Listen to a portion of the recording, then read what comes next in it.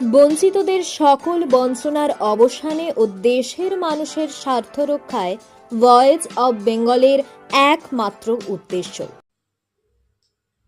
সকলকে সংগ্রামী অভিনন্দন জানিয়ে আজকের প্রতিবেদন উপস্থাপন করছি আমি শামীম আখতার। মাননীয় মুখ্যমন্ত্রী মমতা বন্দ্যোপাধ্যায়কে এই চ্যানেলের মাধ্যমে একজন পার্শ্ব শিক্ষক হিসেবে জোরালো চ্যালেঞ্জ, যা পশ্চিমবঙ্গের শক্তিশালী মুখ্যমন্ত্রী হিসেবে গ্রহণ করা উচিত, অথবা ক্ষমা চাওয়া, অথবা অভিযোগের সত্যতা স্বীকার করে বিবৃতি দেওয়া একান্ত কর্তব্য বলে আমি মনে করি।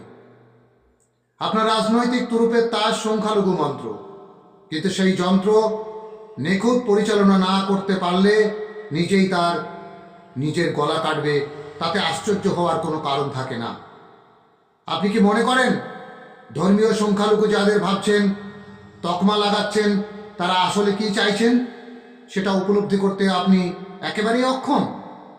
এখানেই আমার চ্যালেঞ্জ, যে আপনি এই রাজ্যের মুখ্যমন্ত্রী হিসেবে যাদের উন্নয়নের কথা নিজ ঘোষণায় উল্লেখ করেছেন পরিকল্পিত ষড়যন্ত্রী হিসেবে, আদতে তারা একটু একটু করে অভিনব মৃত্যুর দিকে এগিয়ে চলেছে এবং আপনি সেই পথে এগিয়ে দিয়েছেন। এক, পার্শ্ব শিক্ষক বিষয়ে ক্যাবিনেট সিদ্ধান্ত কার্যকর না করা, কারণ এখানে 65% মুসলিম কাজ করে। 2, মুসলমান সম্প্রদায়কে ঢালাও ওবিসি সার্টিফিকেট প্রদান করে যাতে সরকারি চাকরিতে সুকৌশলে প্রবেশ আটকানো যায়। 3, ওয়াকফ সম্পত্তি আয় থেকে ইমাম মুয়াজ্জিনদের নামকা ওয়াস্তে ভাতা প্রদান করে সরকারি কৃতিত্ব জাহির করা, ফলে সাম্প্রদায়িক দ্বন্দ্বের সুনিপুণ পরিকল্পনা বাস্তব রূপ পেয়েছে। 4, মুসলমান সম্প্রদায়কে বিপাকে ফেলতে কেন্দ্রীয় ওয়াকফ নির্দেশ সুচতুরভাবে গোপন করে একেবারে শেষ মুহূর্তে প্রকাশ করতে বাধ্য হলেন এবং নিজেই আপনার ভয়ঙ্কর রূপ প্রকাশ করলেন।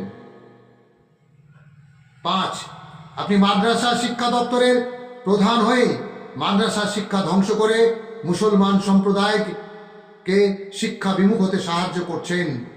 কথা থাকলেও 10,000 মাদ্রাসা অনুমোদন পায়নি, কিন্তু উত্তরোত্তর দুধেল গাইদের সমর্থন পেতে ভাতার মেরে ভিক্ষা ভাণ্ডার বাড়িয়েছেন।